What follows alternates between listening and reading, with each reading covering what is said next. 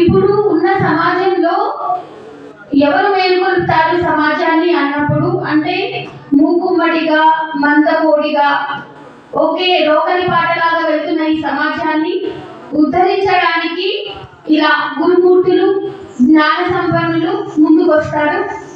అయితే ఇంకో విషయం, కోట్లు ఖర్చు పెట్టి పూజా క్రతువులు చేస్తూ ఉంటాం, కోట్లు ఖర్చు పెడతాం.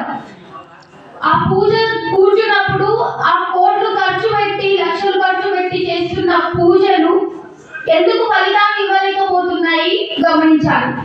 కోట్లు లక్షలు పెట్టి పూజ చేస్తున్నప్పుడు అక్కడ వచ్చిన వాళ్ళు ఇద్దరన్నా మారగలుగుతున్నారు. అసలేంటి భగవంతునికి మనం ఎందుకు ఇన్ని షోడశ ఉపచారాలు, ఇన్ని లక్షలు, ఇన్ని కోట్లు, ఇన్ని వేలు ధనం వెచ్చించి మనం పూజ ఎందుకు చేస్తున్నాం అని ఏ ఒక్కరికైనా ఆ ప్రశ్న అంతరంగమందు వెలువడితే వాళ్ళు ఉద్ధరించబడతారు.